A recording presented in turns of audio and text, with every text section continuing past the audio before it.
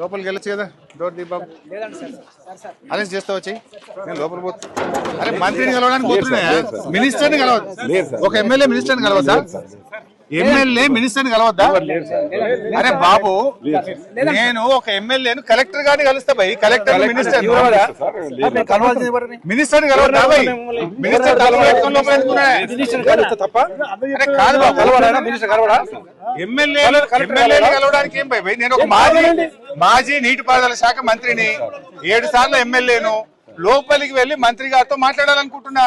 government fail అయింది government సరిగా పనిచేస్తలేదు కొన్ని సూచనలు ఇస్తా నా అనుభవంతో కొన్ని మాటలు ఉత్తమ్ కుమార్ రెడ్డికి చెప్పడానికి లోపలికి పోతా అంటున్నా అరే ఎమ్మెల్యే లోపలికి పోవడానికి ఏందయ్యా ఎమ్మెల్యే లోపలికి పోవద్దా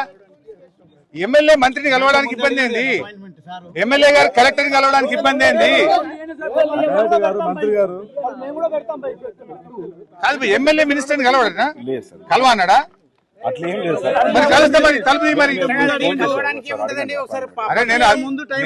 గంట కిందనే మీకు చెప్పిన నేను కలవాలనుకుంటున్నా అని చెప్పిన ఎమ్మెల్యే మంత్రిని కలవడానికి డోర్లు పెట్టుకుంటుంది కదా ఇంత భయం ఎందుకు మంత్రికి కలవనంటే పోతాం మరి కలవడట్నా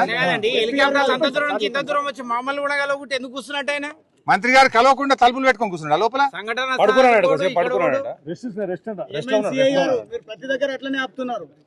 మంత్రి గారు కలవన్నాడట అది కాదు నీళ్లు క్వార్టర్ 2 కలిపినట్టుంది ఆయన అది కానీ కలవడం ఇప్పుడు మనకెందుకు క్లియర్ కానీ ఏం భయ సార్ కలవన్నారా కలెక్టర్ కూడా కలవడట్నా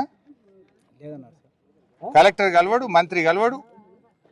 6 రోజులైంది ఇంతవరకు మనుషుల ప్రాణాలు ఏమైనా తెలివై డెబ్రిస్ బయటకు రాదు లోపల తలుపులు పెట్టుకొని కూర్చుంటే ఎట్లా భయ్ వచ్చింది లోపల పడుకుని కదా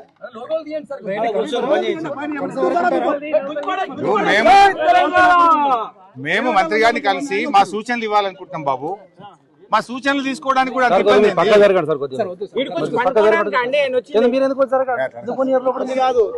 ఎందుకు పోనీ రీజన్ చెప్పండి నాకు మీకు పర్మిషన్ ఉంటే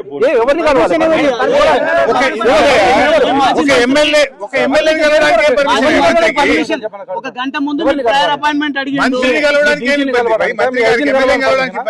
ప్రజాప్రతినిధిని మంత్రిని కలవడానికి పర్మిషన్ అవసరం కాదబ్బా ఒక నీటిపారుదల శాఖ మంత్రిని మాజీ నీటిపారుదల శాఖ మంత్రి కలవాలనుకుంటుండు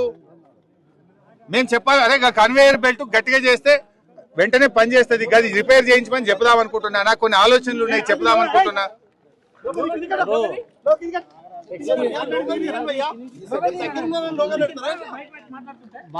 మాట్లాడుతున్నప్పుడు ఒకసారి 2 నిమిషాలు టైం ఇప్పించడానికి మంత్రి గారు కలవన్నాడా ఎస్పీ గారు ఏమని చెప్పి మంత్రి కలవనన్నారా మాకేం పని ఎస్పీ గారు మంత్రి కలవనని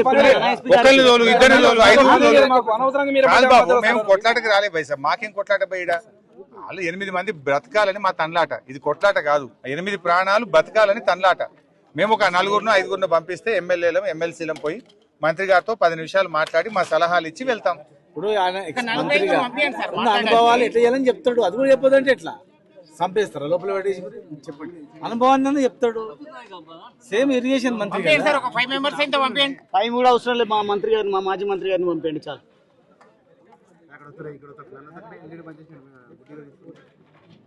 మీరు అడ్డంలో ఏం మాట్లాడారు మీరు మీరు అట్లా కాదు మీరు మంత్రి